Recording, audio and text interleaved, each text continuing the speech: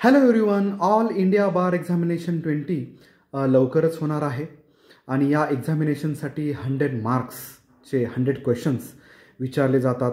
कुठल्याही प्रकारची negative marking या एक्झामिनेशनसाठी नाही आहे आणि या एक्झामिनेशनचा पासिंग क्रायटेरिया जो आहे तो ओपन कॅटेगरीसाठी मिनिमम 45 मार्क्स ओपन आणि OBCसाठी आणि अदर कॅटेगरीसाठी मिनिमम 40 मार्क्स घेणं गरजेचं आहे.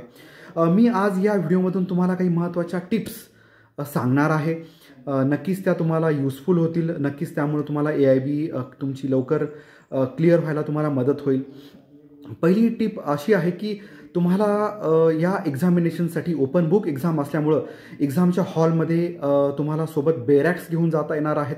त्यामुळे सगळ्यात सुरुवातीला आता तुम्ही सर्व जे ॲक्ट्स आहेत तुमच्या सिलेबसला त्याचे सगळे बेरॅक्स तुम्ही परचेस करायचे आहेत आणि बेरॅक्स परचेस करताना तुम्ही एक काळजी घ्यायची की ते विदाऊट कमेंट्स असावेत आणि त्यानंतर ते परचेस केल्याच्या नंतर घरी आणल्याच्यानंतर तुम्ही सिलेबसला समोर ठेवायचं आहे आणि सिलेबसमध्ये जेवढे ॲक्ट्स दिलेले आहेत त्या सगळ्या ॲक्ट्सच्या इंडेक्स तुम्ही किमान 2 वेळा केअरफुली वाचायचे आहेत, त्या समजून घ्यायच्या आहेत, त्याचा अभ्यास करायचा आहे. त्यानंतर एक्झामिनेशनच्या दिवशी तुम्ही पेपर सॉल्व करताना केअरफुली त्याचं जे पेज 1 आहेत ज्याच्यामध्ये तुम्ही तुमचे पर्सनल डिटेल्स फिल करता ते केअरफुली फिल करायचे आहेत आणि पेपर सॉल्व करताना तुम्ही ज्या क्वेश्चन्समध्ये सेक्शन्स नंबर दिलेले आहेत असे क्वेश्चन्स सुरुवातीला अटेम्प्ट करा. फॉर एक्झाम्पल 103 ऑफ BNS असं जर त्यांनी क्वेश्चन विचारला याबद्दलच्या पनिशमेंटबद्दल किंवा कुठल्या महत्त्वाच्या डेफिनेशनबद्दल तर इमिजिएटली तुम्हाला सेक्शन नंबर दिलेला असल्यामुळं तो कुठल्या ॲक्टमधला आहे आणि त्याचं लगेच इमिजिएट तुम्हाला त्या इंडेक्समध्ये ते जे सेक्शन आहे ते कुठल्या पेज नंबरवर दिलेलं आहे ते तुम्हाला लगेच त्या पेजवर जायचं आहे आणि तिथे तुम्हाला त्या क्वेश्चन संदर्भातला ॲन्सर लगेच मिळून जाईल. त्यानंतर दुसरी अजून एक महत्त्वाचं आहे यामध्ये की महत्त्वाचे जे 5 सुरुवातीचे विषय आहेत जे सिलेबसला प्रोव्हाइड केलेले आहेत ते सुरुवातीला प्रोव्हाइड केलेले 5 विषय आहेत.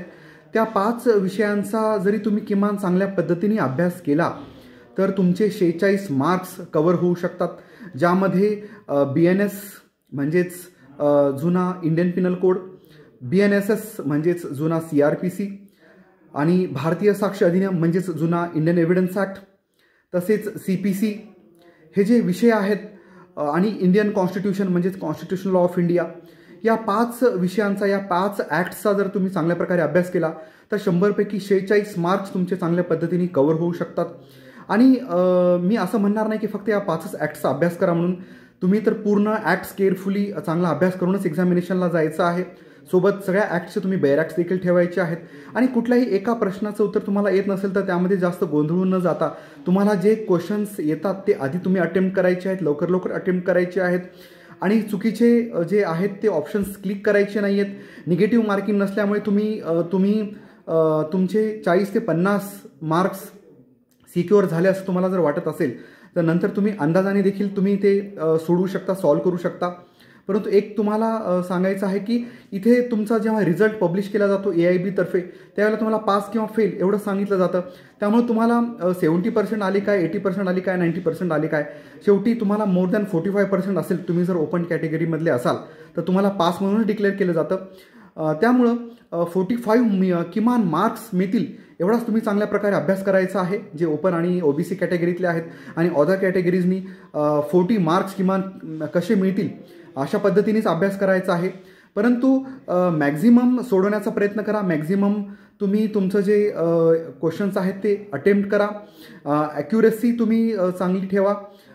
तुमचे मॅक्झिमम ॲन्सर्स करेक्ट आले तर अजून चांगलीच गोष्ट आहे, पॉझिटिव्हच होणार आहे तुमचा जास्त स्कोअर असेल तर.